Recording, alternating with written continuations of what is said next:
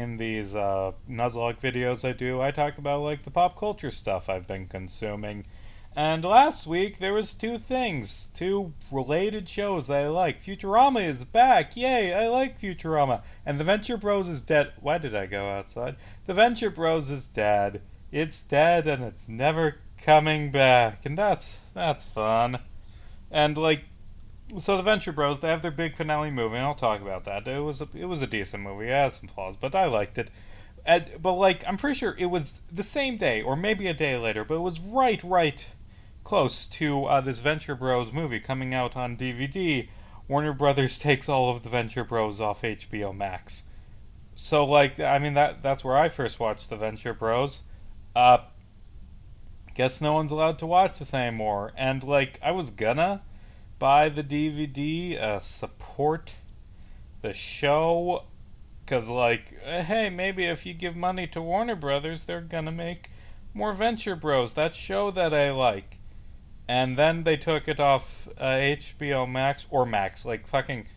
I'll talk about rebranding in a minute. And I'm like, actually, you know what? No, give me some fucking ketamine. Give me my Steve Jobs ass turtleneck, cause I'm being a fucking pirate, bitch.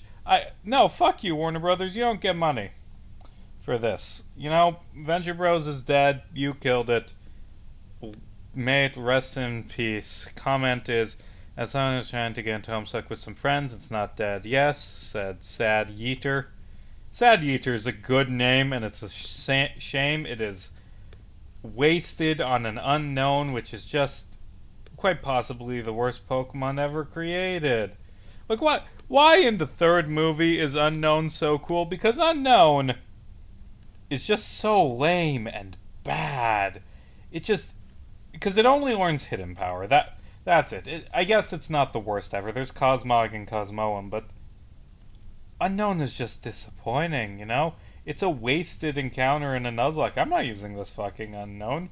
I don't hate myself. Why would anyone use an Unknown? Unknown eludes you. I didn't really read much of your text, Carl, but I assume it's about Unknown. So Radiant is the heart.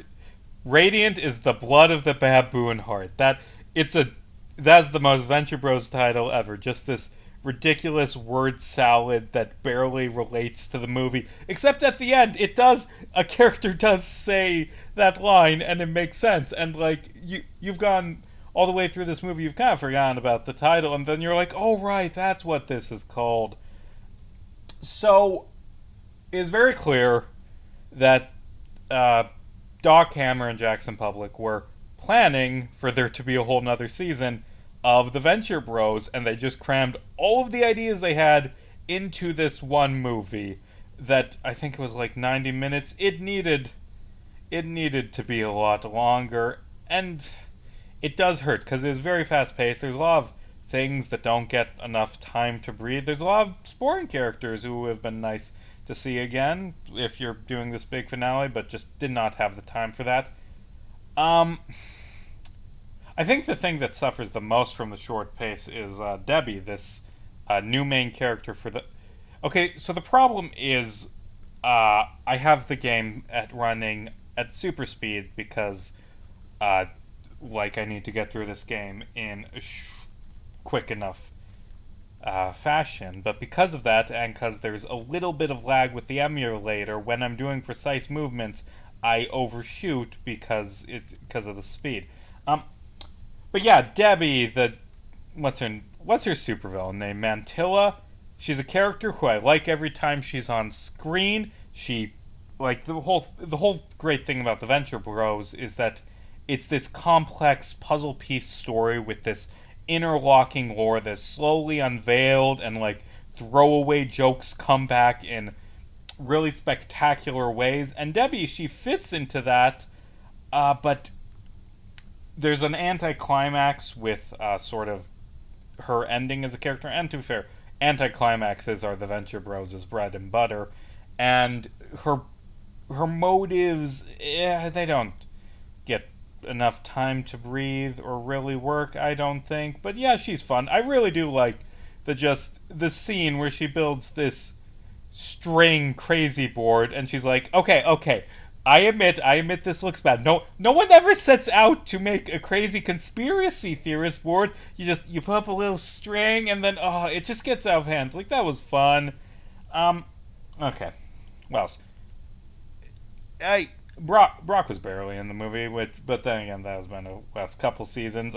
It gave some great character development for Hank and Dean, and it gives me good endings for the characters. It's very much a and the adventure continues ending like uh it's there nothing's ended. It's going to continue as the Venture Bros have been going on forever. We are just aren't going to see it, but it gives enough completion of character arcs that uh, you can assume how it's going to happen, and there's going to be maybe not happy endings for these characters, but good enough endings where I don't know what I'm saying.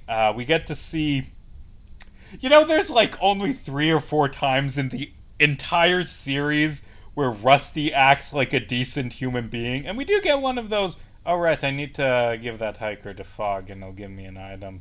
I don't even remember if it's a good item, but I'll go do that. We get how the day is saved at the end. I'm not going to spoil it, but it's nice to see. Should I? It's not that much. It's nice to see Rusty and the Monarch work together to save their own asses in the climax of the movie, and just like the whole thing about the Venture Brothers that makes it good is that it just rests on these like running gags and genius callbacks. I was floored when I realized how this is going to end, and it answers some pretty big questions about the series, but while leaving a few of them still ambiguous. A fucking green shard. Screw you. I can't believe I came back for that. Yeah, overall, it was a good movie. It was funny. It touched the heartstrings. It needed to be like an hour longer. And, the Venture Bros are good. But I do think that sort of ending with Ben's speech to Hank, it's a good close to this series. And the dumb scene immediately after of just the petty rivalry continuing. I can accept that the Venture Bros are gone because, Warner Brothers is Warner Brothers. And that's the thing. Like, it's not just Netflix and Disney are doing it too. Hulu, I think, is doing it. Like, taking things off streaming services so you don't have to pay residuals is, that's nice. Love that. Like, what was it? Like, there was a Grease TV show, like, about the Pink Ladies. The Rise of the Pink Ladies, is that what it's called? I didn't watch it. I do have a soft spot for Grease, in case it wasn't clear from the fact that there are multiple. Actually, wait, I do want to ask here. In case it wasn't clear from the fact that there are multiple characters in my JoJo fanfic that are just named after Grease songs. I really like Grease because I was in a high school production of Grease when I was 15. It's a dumb show, but I liked it. I like Grease. Or not 15. How old would I have been? Actually, I don't remember how old I was in Grease.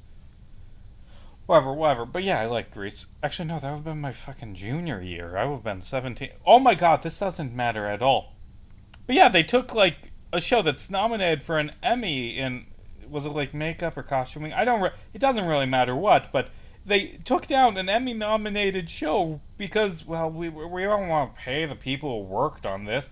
Like, it's just the whole streaming model is fucked and it is collapsing right now, and I hope that, the writers and actors hold out in this strike and get a better deal, because you know what?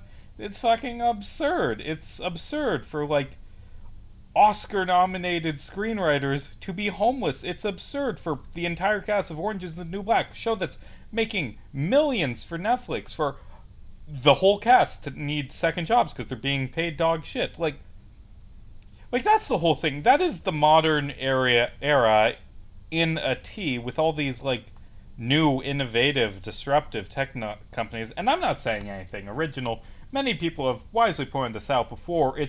But they aren't even making anything new. It's just they're just figuring out little loopholes in the law to give it all to. How do I want to phrase it? okay, there are two things about this sort of disruptor tech industry.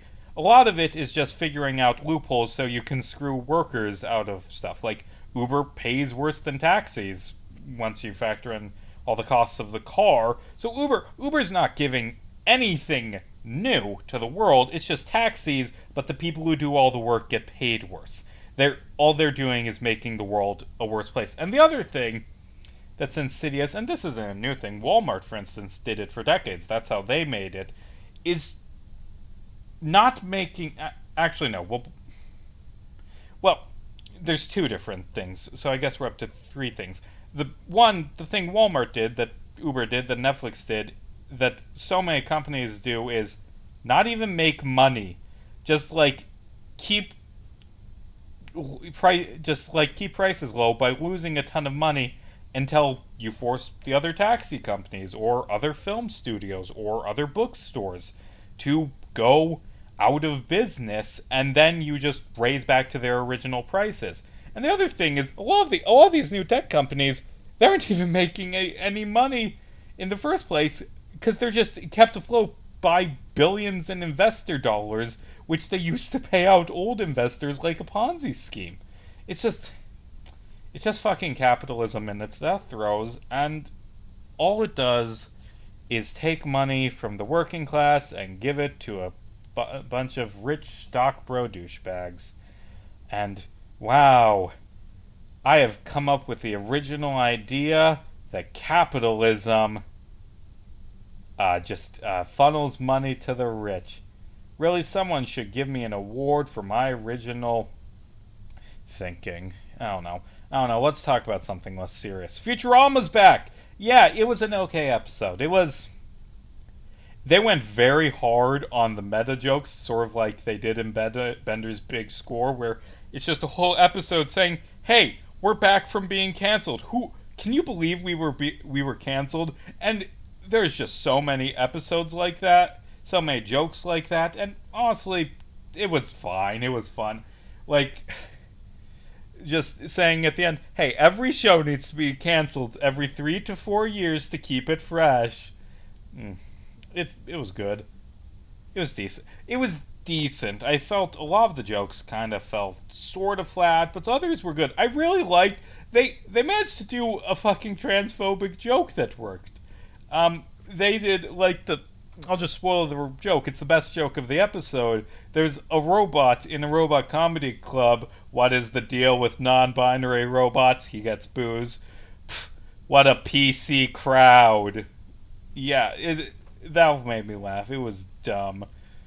And it was very on the nose. And hey, next episode, it's a sequel to the Amy and Kif episode where Kif gave birth.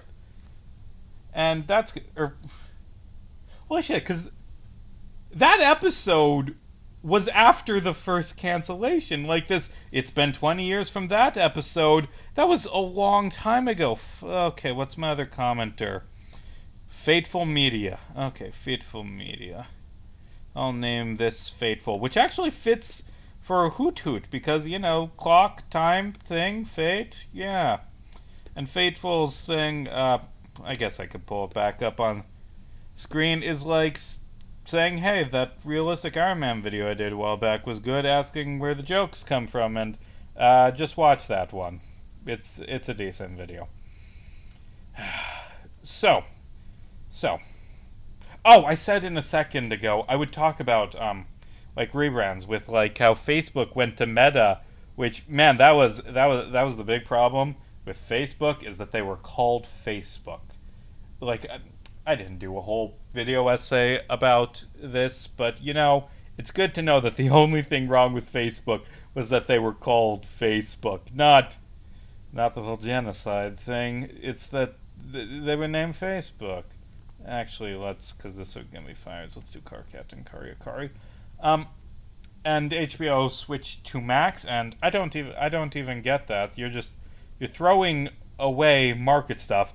And the best of this at all, is Twitter naming themselves X. And when Elon Musk announced that, I finally got Elon Musk, and I finally understood years of that man's life.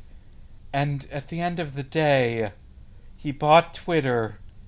At the end of the day, everything he's done is because he's fucking pissed about getting fired from PayPal. Holy shit! Like, so if you don't know, one of Elon Musk's first big tech companies that made money was called X.com. It was an online bank, not the first online bank. Like was it Cofinity, the other one that fused with. Basically, he makes the second online bank. It fuses with a more successful one to create PayPal, and he wants to call PayPal X.com, and the other's like, no, let's do PayPal, that's a better name.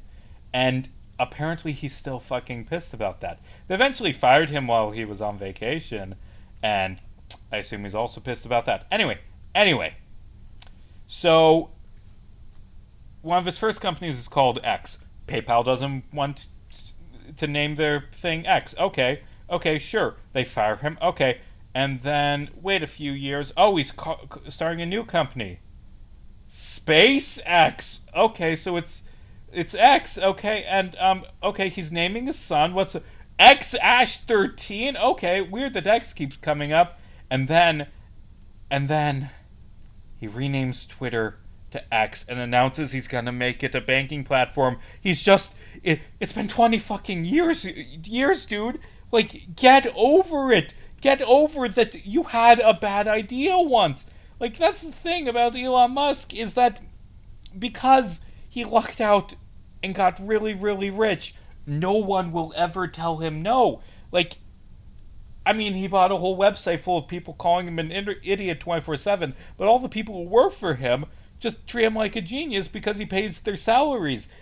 And that has broken his brain. That breaks the brains of all rich people. You cannot just surround yourselves by people who tell you you're awesome. Like, you need to hate yourself and think you're pathetic to function as a human being.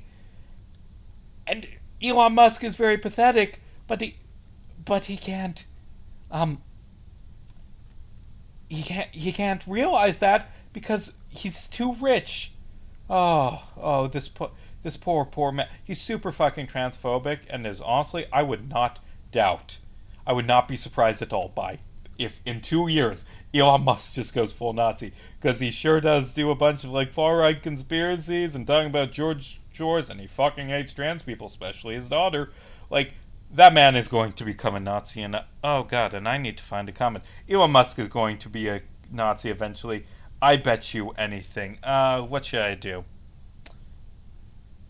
Sure, I'll go with that comment from 3 weeks ago that confused me when I saw it. Why not? What's this encounter going to be?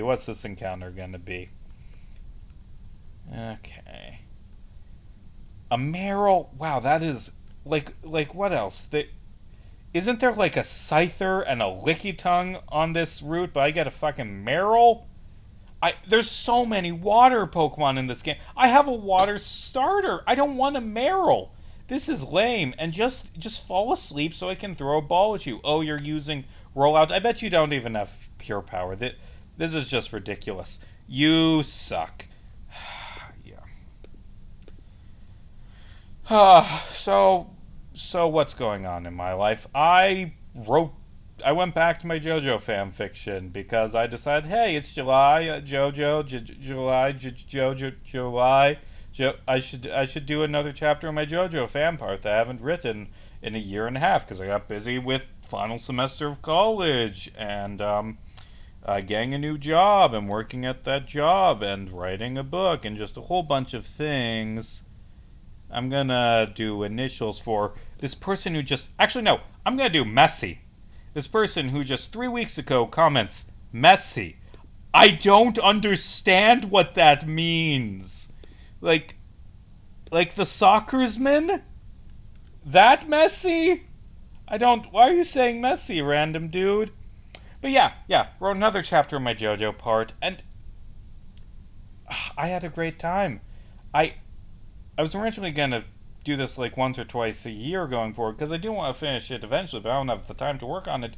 But I just really enjoyed it. Like, it's freeing to write a JoJo's Bizarre Adventure fan part, because you get to mimic that sort of style of JoJo's Bizarre Adventure And the style is just every single person is deranged in this very specific way where they'll just in the middle give random monologues about whatever, and they'll shout every line, and they're not subtle with emotions. And like, this isn't how I normally write, but it's fun to just write something fucking weird like that.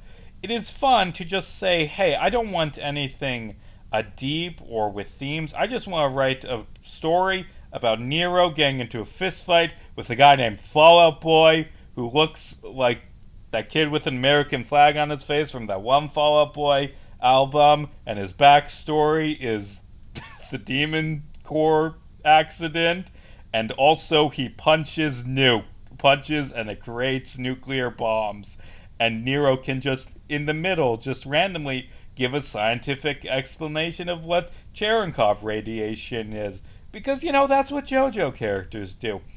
It was fun writing this. And part of the reason I don't know if I mentioned this, part of the reason I had to get this done is because I needed another chapter of my fan fiction, because for next month's video essay, the one on AI shit, I'm going to see if it can write better than me, and one of the chests is going to be feeding my fan fiction into it and telling it to write another chapter and seeing if it makes anything even remotely good. I hope not, because, I'm a professional writer. This is what I want to do for a living.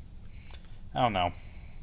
I've also decided that, so basically I have 5 projects to finish by the end of the year. Torchbearers, this big December video essay on Disney princesses, which ones deserve to get their heads chopped off. Spoilers, you will not believe which ones. My game, Day of Apotheosis, which I'm slowly but surely working on. My book, which I'm close to done with. I have too many projects, is my problem, which is why I'm saying my foot down. I'm getting all these things done by the end of the year so I can have a relatively clean slate in 2024. But anyway, and the other one is, like, when I was in college, I started a blog where I just play through Fire Emblem Fate and talk about it and read all the support conversations. Never finished it. It's been on lengthy hiatuses. I do a chapter every 1, maybe 2 months. And I decided, hey, I'm going to finish it. And I got 2 written this week. And I'm hoping to have it done. It's like I have like 20 more updates. So that's where I am. Just slowly trying to get all of my projects done by the end of the year.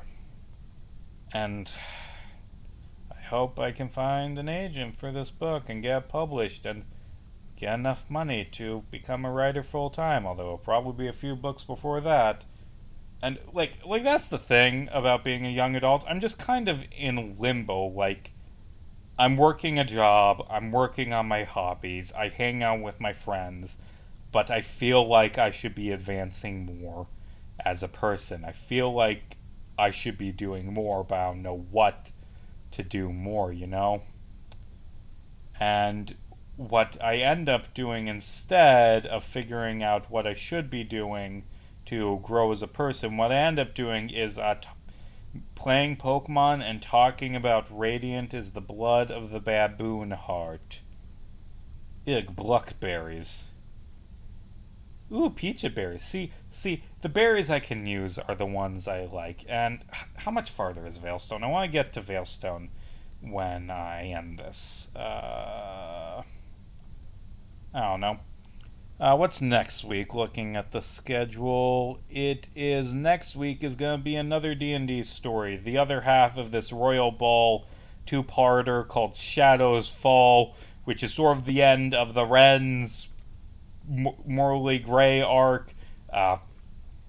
Payoff for stuff. I think it's going to be a good episode. And then after that, I haven't written it yet, but next will be My Party Destroyed the Universe, which I just got stuck. I created this D&D. This is one of the best stories from the whole Torchbearers campaign. One I'm going to have come out in September. The story of that time my party destroyed the universe by accident. And then that will probably be a two-parter. I think I'll call the other half uh, The Origin of Evil, and then there will be like 3 or 4 more, and then Torchbearers will be done. Yay!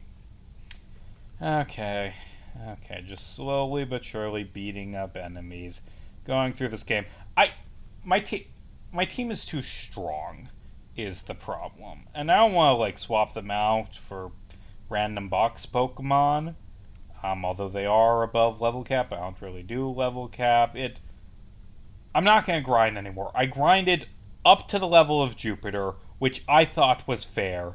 But if you do that, you end up being over leveled through the rest of the mid game, apparently. And I believe there's a double battle coming up, so I'm gonna put Kari Hikari up front because Kari Hikari gets water. Also, between parts, like I like manage my inventory and shuffle things in my box and stuff between episodes because that's too boring to show on screen. But in Solation you get seals, so I grabbed the seal case and I gave seals to my starter. I don't have enough seals to give anyone else seals, so it's only my starter. So, if they impress me, my other Pokemon can earn the right to be special and have seals. Although, actually, seals are really clunky in this game because you can't put your Pokemon in the box if they have a seal on, which is kinda dumb. Okay, let's just take out these 2 ace trainers, hopefully not losing any Pokemon in the process, and then I'll go into Veilstone, and then I will end this. And next time I'll take on Maylene. Yay! Aerial Ace, boom. Okay, Bubble Beam, boom. Oh no, not Feint Attack, not to be... So wait, when did they change it to Feint Attack with an E? Because that's what it's supposed to be, because it's a feint. But in early games, it was Feint Attack, meaning either it's an attack that makes things faint, which is all attacks, or Feint Attack as in it is weak, which... Okay, that's non-specific, though. But no, it's a feint. It, like, breaks through defenses by, surprising you. That... Doesn't it break Protect? Like, I think... Well, not break, but pierces Protect. I don't know. Okay, come on, just die, so I can move on to the next town. Veilstone City. Ooh, a Drifblim. It is funny that they gave Drifblim the ability, Flare Boost, where it gets stronger when it's on fire, like the goddamn Hindenburg. That's funny. Anyway, go down. Oh no, not Ominous Wind. It's so ominous. Ooh. Alright, there's another season of Black Mirror. I should watch it. I heard good things about it. Okay. Come on. I need it's 11 p.m. on a Friday night. Let me end this, licky tongue. Please die so I can end the part. Okay, my team is too strong. I mean, Platinum's a hard game, but yeah, my team is too strong. I haven't lost anyone yet. And we're in Veilstone, and this is over now.